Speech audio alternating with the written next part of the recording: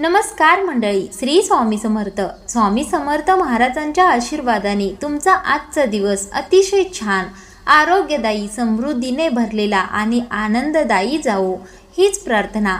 तुम्हाला माहीत आहे, हा श्रावण महिना सुरू आहे आणि श्रावण महिन्यात बरेच सण येतात की जे आपल्या घरातील वातावरण प्रसन्न करून जातात. आणि याच महिन्यात आलेला एक विशिष्ट सण म्हणजे श्रीकृष्ण जन्माष्टमी. या वर्षी श्रीकृष्ण जन्माष्टमी ही 15 ऑगस्ट रोजी शुक्रवारी आलेली आहे आणि शनिवारी गोपालकाला आहे. तर श्रीकृष्ण जन्माष्टमी या दिवशी आपण आपल्या आयुष्यामध्ये सुख, शांती, समृद्धी, भरभराटी येण्यासाठी एक उपाय करणार आहोत. आपण बोलणार आहोत एका अतिशय सोप्या पण अत्यंत प्रभावी उपायाबद्दल.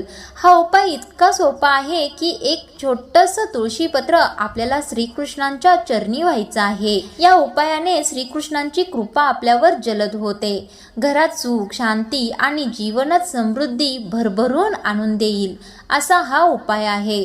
होय, आपण एकदम साधा सरळ उपाय म्हणजे तुळशीपत्र श्रीकृष्णाला अर्पण करण्याच्या उपायाबद्दल बोलत आहोत. चला तर मग हा उपाय कसा करायचा, का करायचा आणि यामुळे आपल्याला काय फायदे होणार आहेत ते अगदी सविस्तर जाणून घेऊया. व्हिडिओ शेवटपर्यंत नक्की ऐका आणि हा साधा सरळ सोपा उपाय तुम्ही नक्की करा. तर तुळशीचे महत्त्व आपल्या हिंदू धर्मामध्ये फार आहे. तुळस ही अतिशय पवित्र मानली जाते. तुळशी ही एक फक्त झाड नाही, तर ती हिंदू धर्मात देवी लक्ष्मी म्हणून मानली जाते. तिला वृंदा देवी असंही म्हणतात.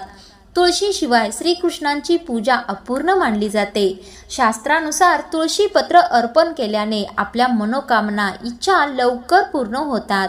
तुम्हाला माहीत आहे, आपल्या सर्वांच्या अंगणामध्ये तुळस असते आणि ही तुळस साक्षात लक्ष्मी स्वरूपात आपण पूजत असतो. प्रत्येकाच्या अंगणात तुळस असते. आपल्या हिंदू धर्मामध्ये तुळशीला अतिशय महत्त्व आहे. श्रीकृष्णांनी गीतेमध्ये सांगितलं आहे, मला केवळ भक्ती हवी आहे. भक्ती जर समर्पणाने आणि प्रेमाने केली तर ती मी नक्की स्वीकारतो आणि भक्ताच्या इच्छा पूर्ण करतो. तुळशीपत्र हा भगवान श्रीकृष्णांचा आवडता भोग आहे. आता तुम्ही म्हणाल, जन्माष्टमीला तुळशीपत्र अर्पण का करायचे? जन्माष्टमी हा भगवान श्रीकृष्णांचा जन्मदिवस आहे. या दिवशी तुळशीपत्र अर्पण करायचे कारण म्हणजे तुळस ही श्रीकृष्णांना अतिशय प्रिय आहे. जन्माष्टमीच्या दिवशी तुळस श्रीकृष्णांना अर्पण केल्याने आपल्या आयुष्यातील पाप नष्ट होतात आणि पुण्य वाढते. आर्थिक स्थिती सुधारण्यास मदत होते. आर्थिक अडचणी दूर होतात. घरातील वातावरण शांत आणि पवित्र राहते. आपली अडकळलेली कामे मार्गी लागतात. आपल्या मनातील कठीणातील कठीण इच्छा श्रीकृष्णांच्या उपायाने पूर्ण होतात. आपले मुले मार्गी लागतात. एकंदरीत घरामध्ये नकारात्मक वातावरणच उरत नाही. तर हा उपाय जन्माष्टमीच्या दिवशी श्रीकृष्ण जन्मा अगोदर म्हणजेच मध्यरात्री किंवा पूजा संपल्यावर करायचा आहे. या पूजेसाठी श्रीकृष्णांची मूर्ती पूर्व किंवा उत्तर दिशेला ठेवायची आहे. तर या पूजेला आपल्याला कोणतं साहित्य लागणार आहे ते पाहूया. या पूजेसाठी 11, 21 किंवा 108 तुळशी पत्र लागणार आहेत. ही तुळशीची पाने स्वच्छ आणि न तुटलेली असावीत. घरामध्ये पवित्र पाणी म्हणजे एखाद्या नदीचं पाणी किंवा गंगाजल असलं तर ते देखील वापरायचं आहे. फुलं असावीत. शक्यतो ही फुलं पिवळी किंवा पांढरी असावीत. माखन म्हणजेच लोणी नैवेद्यासाठी असावं. एक स्वच्छ थाळी घ्यावी आणि पूजेला सुरुवात करावी. सूर्योदयाच्या आधी किंवा सकाळी लवकर तुळशीची पाने तोडून ठेवावीत. तुळशी तोडताना ओम तुलसये नमः असा मंत्र म्हणावा. सोमवारी, रविवारी आणि सायंकाळी तुळस तोडू नये हे लक्षात ठेवा. तुळशीची पाने स्वच्छ पाण्याने धुवायची आहेत. जर गंगाजल असेल तर ते पाणी ह्या पाण्यामध्ये मिसळून तुळशीची पाने धुवून घ्यायची आहेत. श्रीकृष्णांची मूर्ती आपल्याला सुशोभित करायची आहे. पूजा अगदी फुलांनी सजवायची आहे.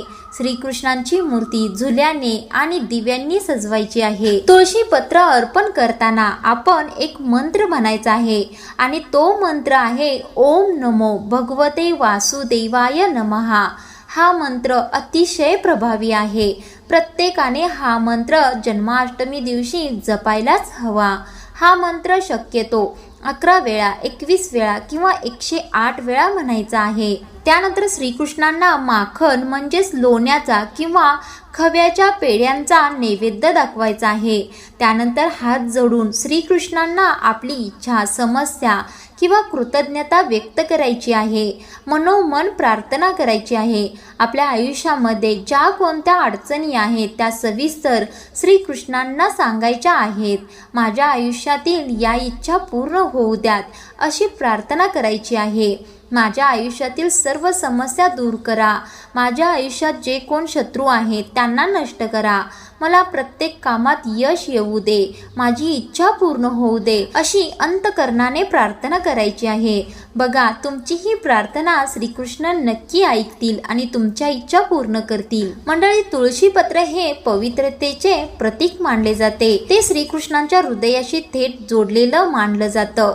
तुळशीमध्ये औषधी गुण देखील असतात. ते वातावरण शुद्ध करतात. आपल्याला श्वास घेण्यासाठी शुद्ध हवा निर्माण करतात. भक्तिभावाने अर्पण केलेलं तुळशीपत्र पाप नष्ट करून पुण्य वाढवतं. आपल्याला योग्य सद्बुद्धी देते.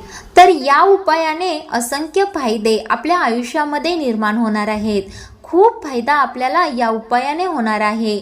नोकरी, व्यवसाय, शिक्षण किंवा वैवाहिक जीवनात यश मिळते, भरभराटी मिळते, धनप्राप्तीचे मार्ग खुलतात, आर्थिक स्थिती सुधारते, आपल्या आरोग्याविषयी समस्या दूर होतात, मानसिक ताण कमी होतो, मन प्रसन्न होते, ग्रह शांती निर्माण होते, भांडणं, वादविवाद कमी होतात, मागील जन्मातील व वर्तमानातील काही पाप असेल तर ते देखील नष्ट होते. तर हा उपाय करताना अगदी थोड्या गोष्टी लक्षात घेऊन हा उपाय करावा.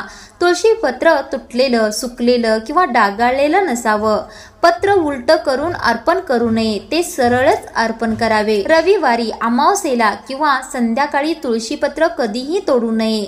तुळशी तोडताना नेहमी स्वच्छ मन असावे, हात देखील स्वच्छ असावेत. तर मंडळी, श्रीकृष्णांना तुळशीपत्र अर्पण करणे हा एक उपाय नाही, तर ती आपली श्रद्धा, भक्ती आणि प्रेमाची अभिव्यक्ती आहे. या उपाया पाठीमागे आपली भक्ती असायला हवी, विश्वास असायला हवा, तरच हा उपाय सिद्धीला जाऊ शकतो. श्रीकृष्णाला एक तुळशीपत्र जरी तुम्ही प्रामाणिक भक्तिभावाने दिलं तर ते लाख सोन्यांच्या हारापेक्षाही अधिक प्रिय असतं. या जन्माष्टमीला आपल्या घराच्या तुळशीला नमस्कार करा.